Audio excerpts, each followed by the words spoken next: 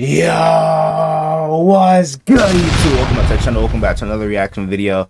We got something a little different here. We got the 2024 NFL mock draft by Bengal, another popular Madden and football YouTuber and shit like that. He said he got JJ McCarthy in the top fucking three. Now, y'all know how I feel about JJ McCarthy being a first round pick.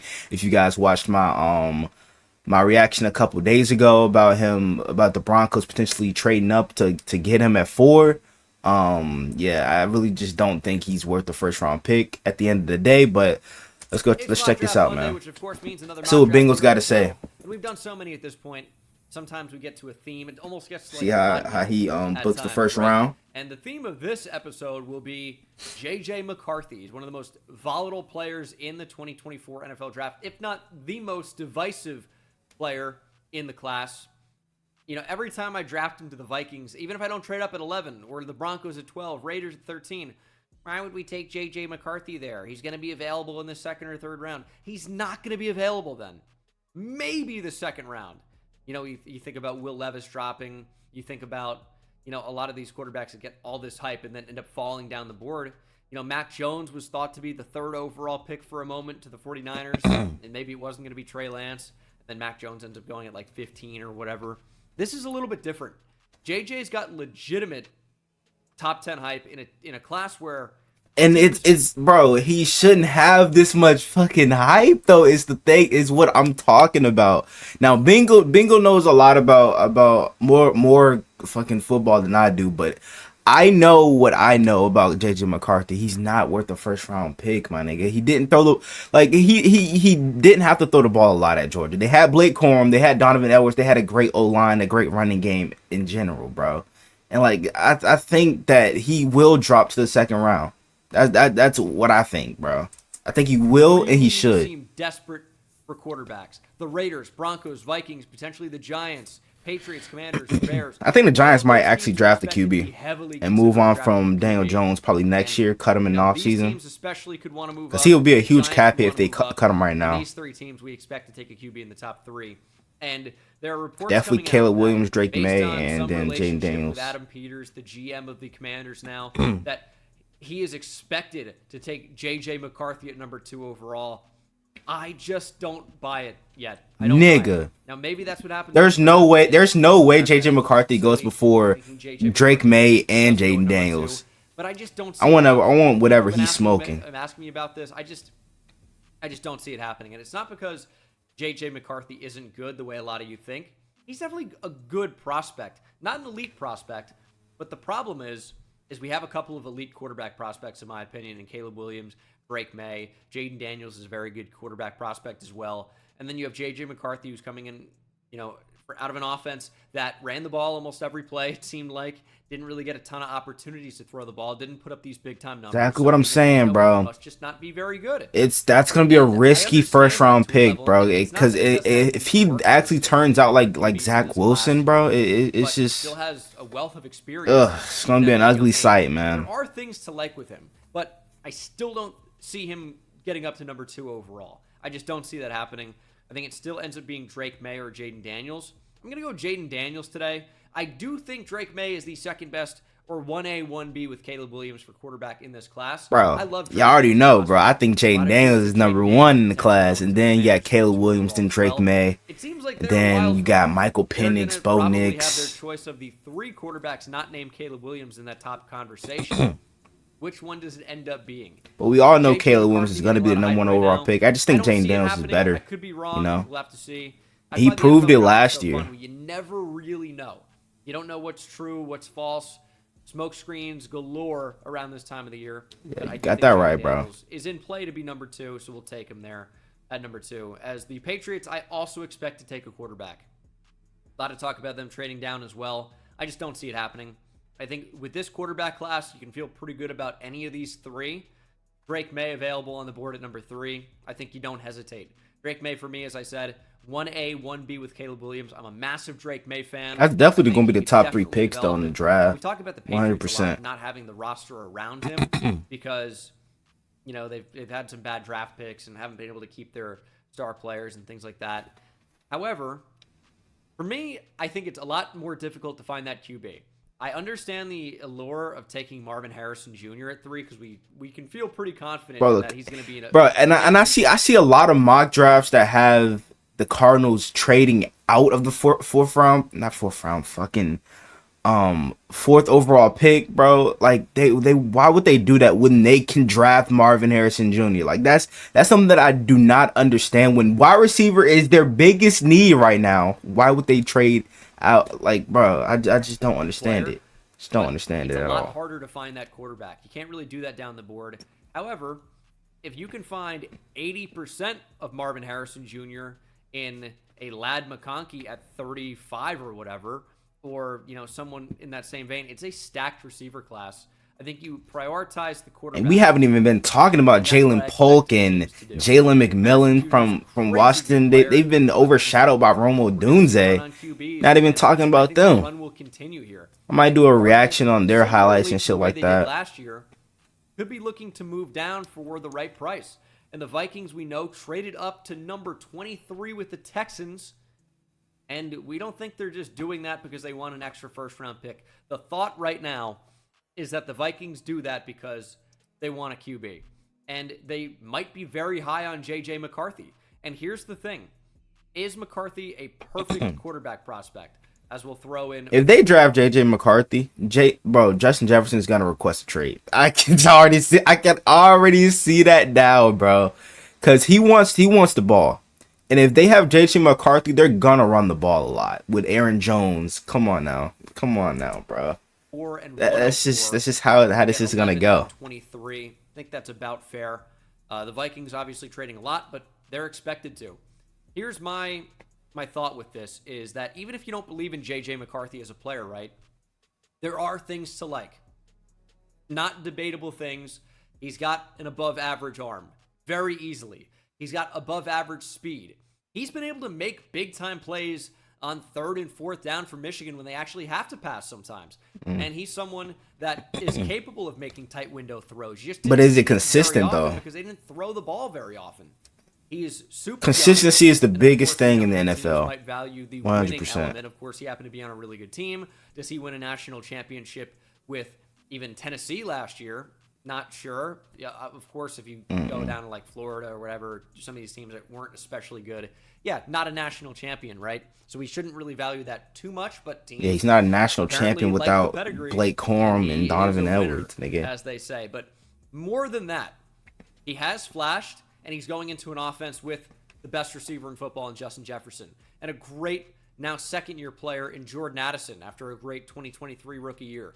TJ Hawkinson as a weapon can be his Colston Loveland if you watch the Michigan offense. Great tight end prospect for next year. He's got 2 of the best tackles in the league, Brian O'Neill, Christian Darrisaw. It's a good offensive line in front of him.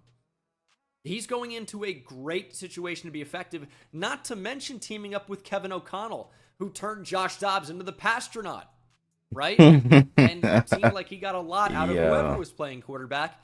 Now that you have someone with an above-average arm and mobility, and has shown the ability to go through progressions as well, this is a semi-advanced player for his age, and I think he could end up being a top 5 pick in the draft. Now, does that mean he's a guaranteed lock to go in the top 10 or top 15? No, absolutely not. I just don't see this happening, bro. I just don't. I don't see the Cardinals. Like a bunch of different things. I don't see the Cardinals trading back when they can just draft Marvin Harrison Jr. because if he falls to 5 with the Chargers, they're gonna draft him because they need a true number 1 for Justin Herbert. Now that they traded Keenan Allen, they cut Mike Williams, and you're not gonna rely on Quentin Johnston to be your number 1 guy. That's just not how this is gonna work. After the year that he had last year, like bro has hands made of bricks. Come on now. Number 4 overall is certainly not out of the question. And you'll see people mocking him at number 2 now to the Commanders, or number 3 to the Patriots. It's a very interesting scenario that could play out, but we'll have to see what happens. Chargers on the clock at number 5.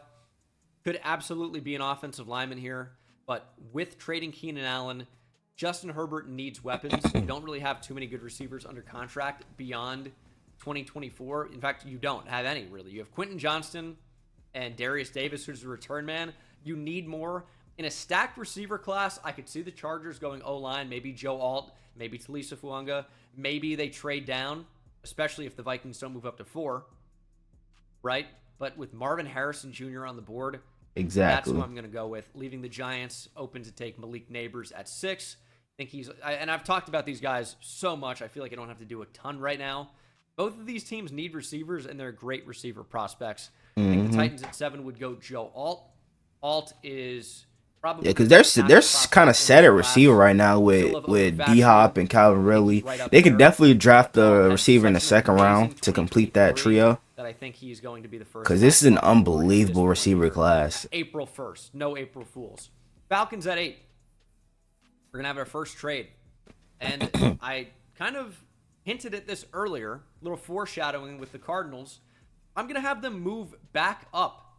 This was a team that traded down last year from number 3.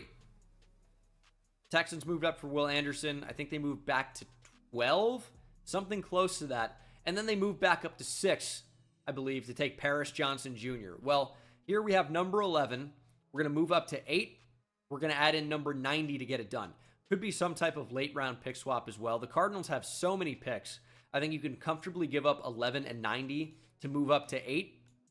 And why would you do that? Well, Rome Odunze, Marvin Harrison Jr., but maybe you have a similar grade on Rome Odunze. We know you still need receiver. You wouldn't expect every receiver to be off the board of that top 3 by number 8, although it could happen. Titans at 7, maybe a bit of a wild card, but definitely expected to take a tackle at this point.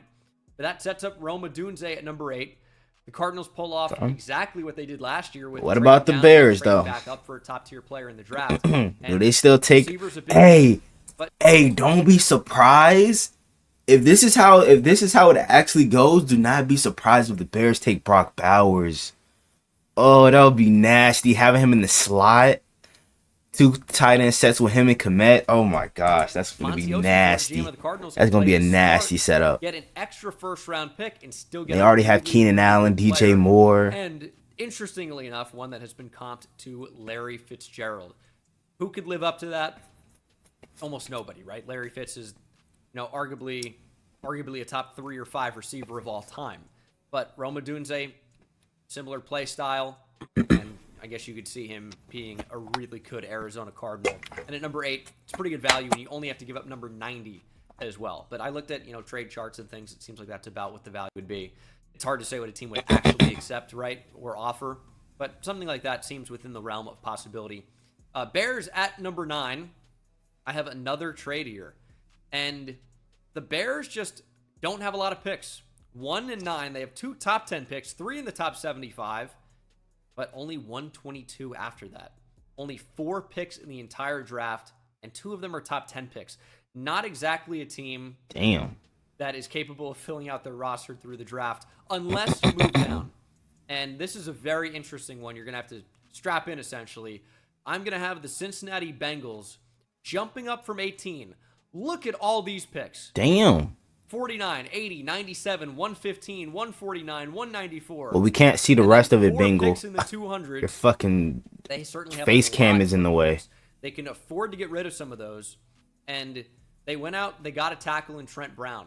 We know about Orlando Brown Jr. They've got 2 solid tackles, you'd think. Their offensive line is not so bad. And maybe you go out and you try to complete the offense. How do I mean that? Well, you can trade potentially multiple picks, maybe 97, 194, 214, to move up all the way from 18 to 9. The Bears get a bunch of day 3 picks, number 97 being the most valuable that they're going to get in this bunch. It's a, 3rd round compensatory selection, 97. So that's a day 2 pick. But you get more picks to fill out your roster, and there might not be a player that you want at number 9 that you are comfortable taking at number 9 when they might be available, say, later down the board. We will offer that trade, and I'm going to have the Cincinnati Bengals jump the Jets for Brock Bowers. Oh my gosh. Nigga, I would be sick. I would be sick to my stomach if that happens. Typical tight end. He's someone that, oh my gosh, I would be sick to my fucking stomach. Slot is just another great receiver to add to this offense, and he can block. maybe not so great against true defensive linemen, but great against linebackers and DBs. Not only can he play in the slot, he can play in line as well. Not going to be elite against defensive linemen as a blocker, but he's such a great receiver that he doesn't necessarily have to be. And he's not a bad blocker, just, of course, he's not as good against the bigger bodies. He's a little bit light. I think he came in at the combine a little bit heavier than his playing weight. I think the Jets go offensive tackle. 40 plus at the combine. Probably Talisa Fuaga. Play up to it and develop some more play strength. Joe Alt is already up for it. Tight end like Talisa Fuaga or Olu Fashanu. Brock Bowers, I truly believe, is a top 10 player in the draft very comfortably, if not top 5. The Bengals, they move up a lot, but they have so much ammo late that a team like the Bears could be looking to pick up some extra late picks to fill out their roster. They still pick up another top 100, and the Bengals get a player that is easily a top 10 player in this draft for me in Brock Bowers. As we get to the Jets at number 10, that very easily could have turned the card in for Brock Bowers had he slipped to number 10. Instead, we go to Talisa Fuaga out of Oregon State. Now, here's my thought process. I get that they went out and signed Tyron Smith and Morgan Moses. They're two 33-year-old tackles. You need your tackle of the future. Having an injury history.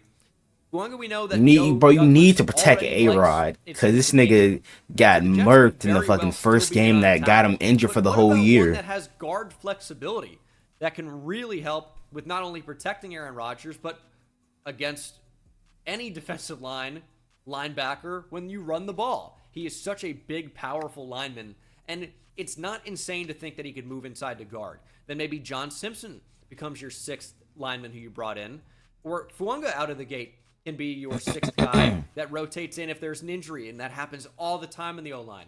Maybe you can play right tackle or right guard or left tackle in a pinch.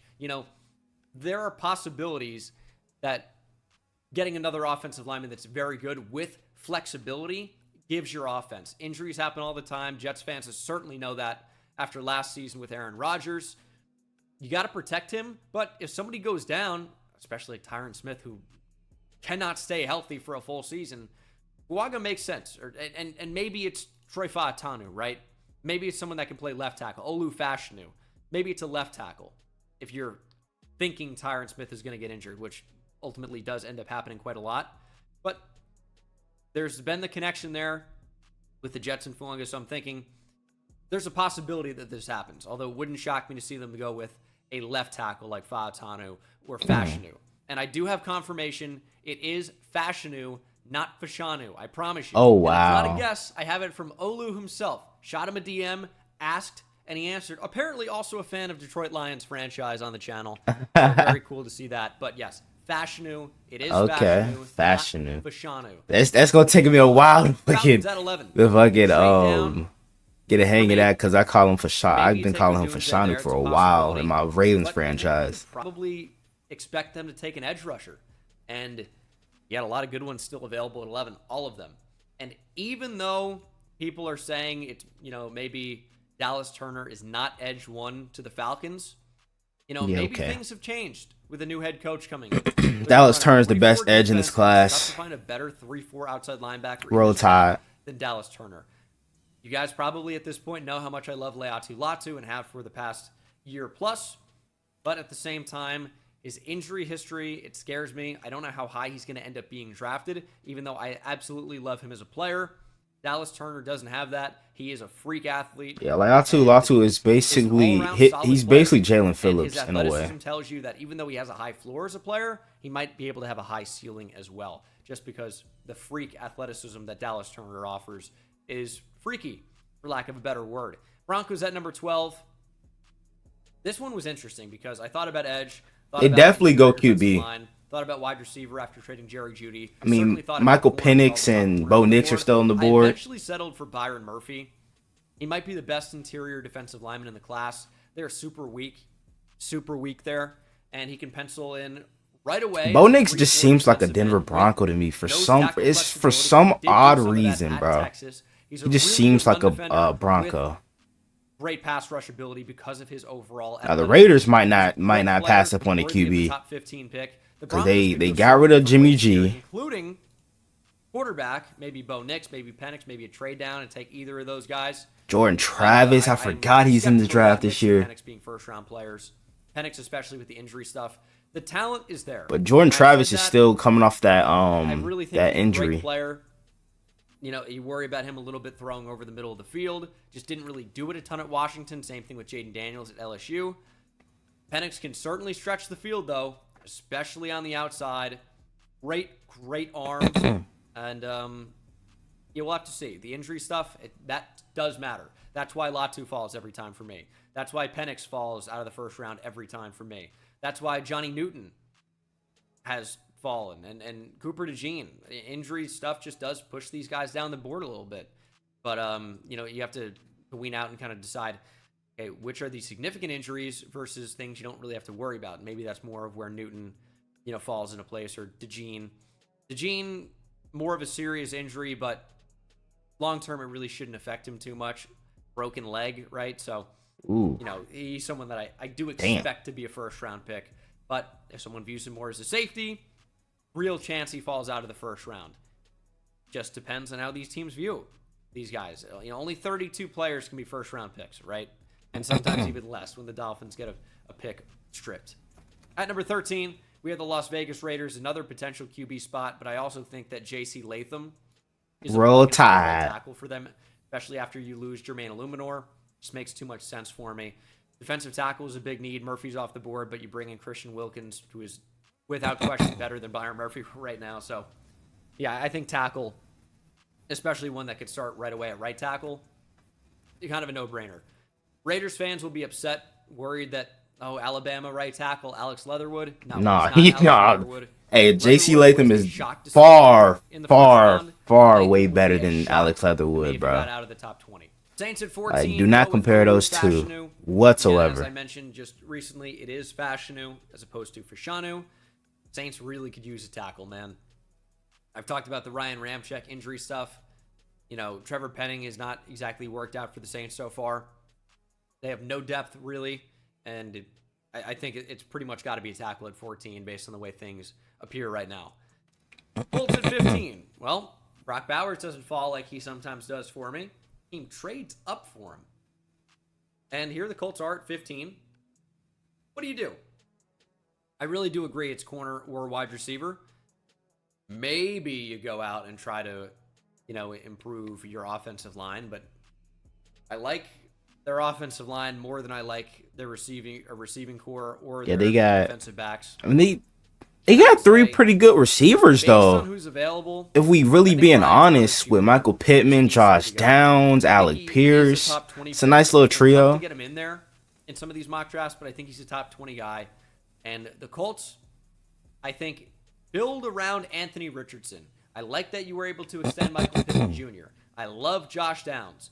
Brian Thomas Jr. is like, picture Alec Pierce's role, but Brian Thomas Jr. doesn't really have to leave the field, and he's a more complete player and better than Alec Pierce. That's fair. That's fair. But he's someone that can stretch the field, big-time deep threat, really good size, really good player. And at 6'4", I think he actually might be closer to 6'3", 209 pounds at the combine. He certainly has wide receiver one type size, but can really stretch the field. He's basically T. Higgins, if we're being honest. Seahawks at 16. Just like a more faster T. Higgins. Too much sense for me here. I'm going Troy Fautanu. He could probably stick at tackle, but he also might be a phenomenal guard.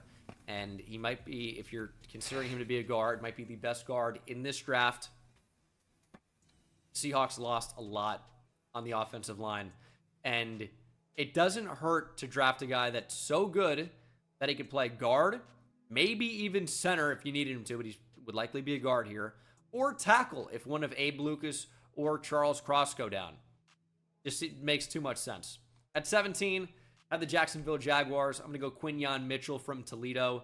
I think there's a pretty good chance he's the first. I reacted to his highlights, bro. This nigga can play. It could be Terrion Arnold. Quinyon Mitchell is really good. Is certainly in that conversation. But wait, hey, he got him going before Terrion Arnold. Hold up now. He ain't that good. To be jumping Terrion Arnold and Nate Wiggins and Kool-Aid. I don't think that, man. I think he's definitely top 5 deep cornerback in his class, but great athlete, and we know Trent Ball really gonna put him over Terrion Arnold and Nate Wiggins. Makes a ton of sense for Jacksonville to go this direction. Bears on the clock at 18. Now, originally, when I was trading down with, and I, thinking Ryan Poles, Bears, what is the mindset here? Well, we need a center. And Jackson Powers Johnson, you can't really rationalize at 9, but I think you can totally sell me on that at 18. But the edge rushers are still available. Jared Verse is still available. And of the 4-3 defensive ends in this class, he's probably the best one. Latu's more of that 3-4 outside linebacker, although could love Jared Verse, man. Dallas Turner more of the 3-4 outside linebacker. Chris Braswell certainly. John Robinson. All these guys are like 3-4 outside linebackers. Of your top edge rushers in this class, Robinson's a 3-4 versatile guy, but is a 4-3 defensive end type player. Braylon Trice. Kick inside on clear passing downs. Adisa Isaac's a 4-3 guy, but it could be 3-4 as well. But is not going to be a first-round pick, I don't think. Marshawn Nealand, I would say, is more of a 4-3 end, but not going to be a first-round guy. Ellis is more of a 3-4 outside linebacker, designated pass rusher. Verse is like the clear and obvious 4-3 end that you just cannot pass on at 18. Figure out center later, which you don't love to say, but offensive line, historically, one of those positions you can find players down the board, especially. This is a good, sneaky, underrated center class. Jackson Powers Johnson probably is a first-round pick. Could find your Creed Humphrey in this draft. Starting center. Cedric Van Pran could start in the league. And then you have the great athletes down the board. Damn, a lot of like Michigan players. And Dylan McMahon. A lot of people love Hunter Norzad from Penn State. This is a really solid center class. Matt Lee, I know a lot of people like as well. It's a really solid center class. And you can find starters outside of the first round at center, obviously.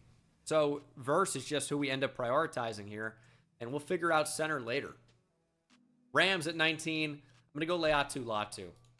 As I've said, I just think he's so good. I'm trying to make sure this is in frame here for you guys. Staying in LA. But he's just a tough player to pass on. He's so talented. Again, I am worried about the injury stuff, but with the top couple of edge rushers off, because they're definitely gonna need some more pass rushers with Aaron Donald retiring, and he's no Aaron Donald. Let's keep that a buck. Aaron Donald was kind of like more of a defensive tackle than a defensive end, than anything right now. And Laiatu was an edge rusher, so still completely two different positions. But at the end of the day, still you need more pass rush on that defensive line. As a player, as a football player, more than just the athlete. Steelers at 20. So I'm looking at who I have here selected previously. It's just tough for me to get off that. I mean, I know Jackson Powers Johnson is here. You can see a plug-and-play starting center, but I'm going to go with Amarius Mims. They don't need QB, bro. I think Amarius Mims. I definitely think Fields is going to be their QB of the future. Based on tape at right tackle, he's going to have a year behind Russell Wilson. Mobility, and strength. Is he going in the final year of his deal, or they can pick up? They got to pick up his 5th-year option, I believe.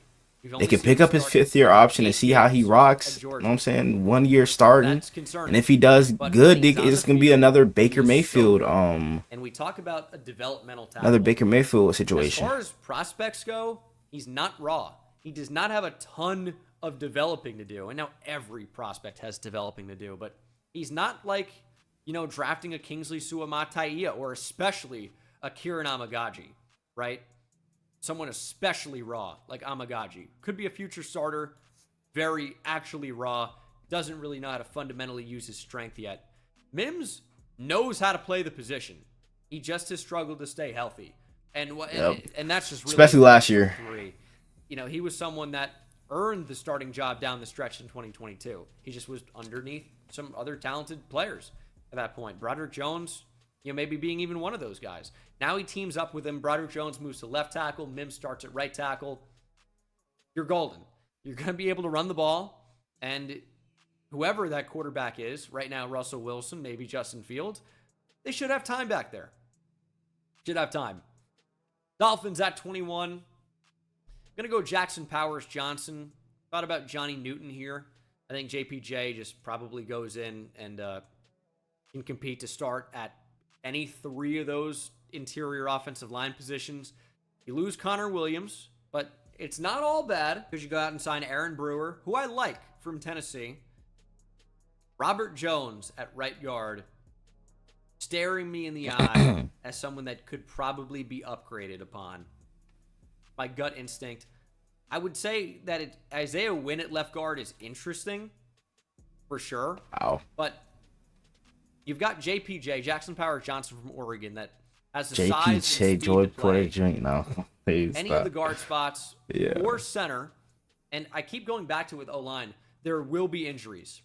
Happens every year for every team on the offensive line, and really every position. But the offensive line, those guys are almost irreplaceable. If you can have someone that in a pinch can play whatever position you need, that gives you value right away. Seeing a lot of more hyphenated Jackson Powers names Johnson come into the league now.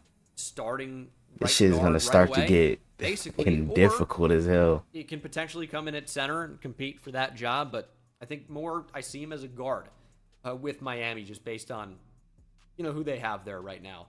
And then, of course, is I happen to like Aaron Brewer. Eagles at 22 go with Terry and Arnold. Just tough to pass him up at this point. Offensive line seems like what we expect them to always do. Howie Roseman, we just expect them to build through the trenches. Trade Hassan Reddick. Maybe it's an edge rusher, although I doubt it. Their backfield, their secondary, I should say, defensive backfield, is just not very good. Just isn't. You have a lot of aging talent in there as well. James Bradbury did not have it in 2023, and you paid for it desperately. Teams passed on the Eagles at will. Look at the numbers, are horrendous. You could definitely go out and get a DB. It's a big-time need. Cardinals at 23.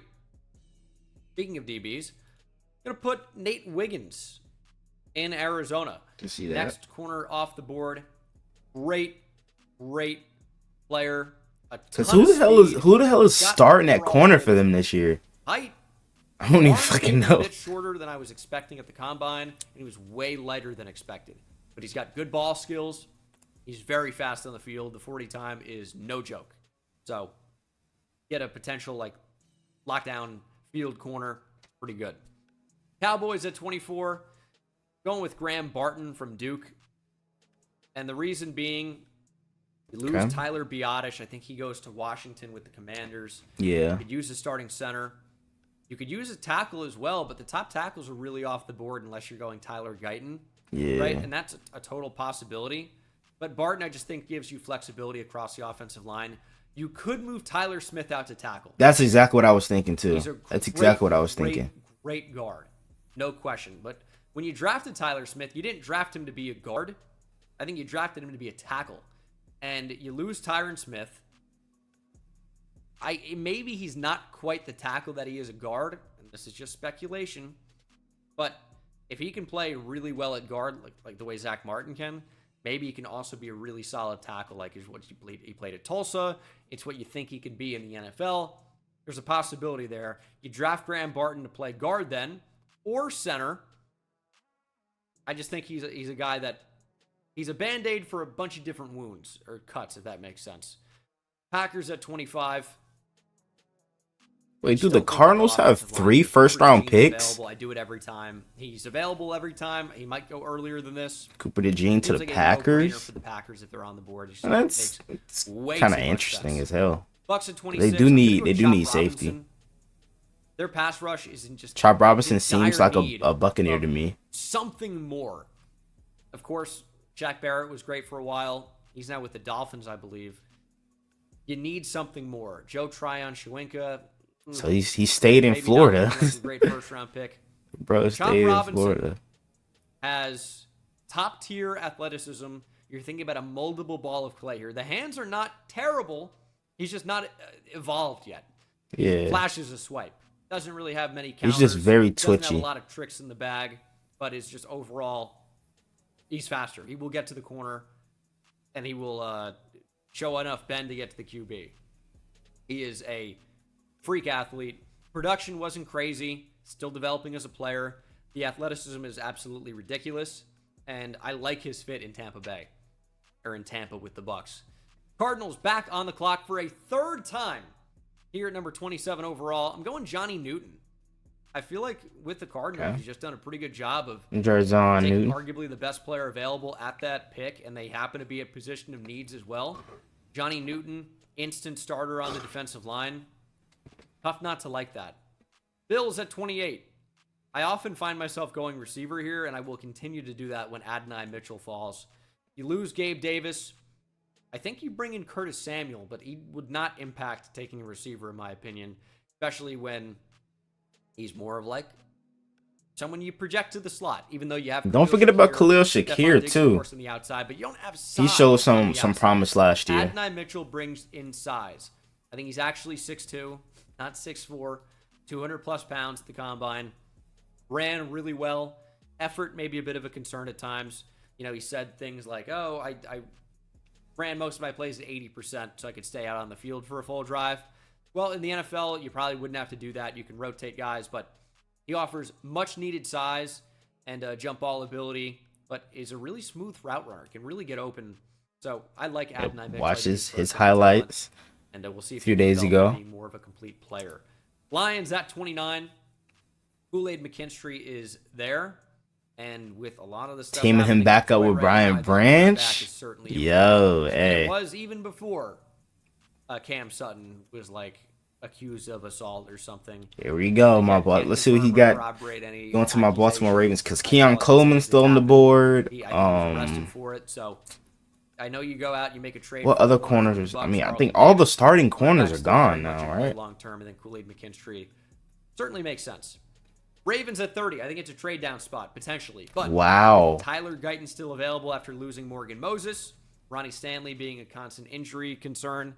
Tackle is a big need, and Tyler Guyton's a pretty good pick here. I feel like he makes great sense at 30. 49ers might have been disappointed that he didn't get to 31. But we can pivot with Kingsley Suamataia. Could be Jordan Morgan there as well. I love the potential of Suamataia. A little bit raw. Could play guard. I didn't watch the fucking Chiefs get Xavier Worthy, bro. Senior Bowl reps looked, quite good at right tackle, and I think that's insane. A possibility for his long-term position in the league. Cousin of Penei Sewell could be an interesting fit with the Lions, but they just don't really need O-line right now. When you bring back Graham Glasgow and Kevin Zeitler for a year, it's still a possibility, but I think corner may be a bit more of a pressing need. For the 49ers, though, it's just always going to be O-line for me. The thing is once Kool-Aid McKinstry goes off the board, I'm just not thrilled about the boundary corners. I like Kamari Lassiter a lot. Ennis Rakestraw is fun, but I don't know if he's a first-round player. Nope. Mikey Sanders still. TJ Tampa, I'm not overwhelmed with his ability. Sanders still is a slot.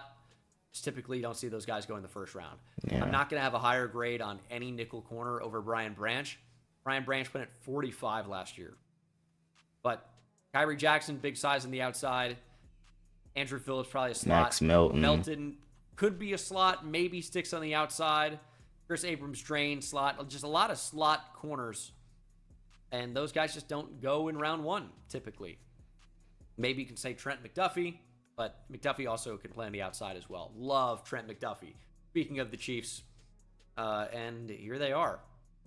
Rashee Rice, I don't know what's going on. For real, bro. We did a reaction on that. Into it. Just drag racing, you could kill people.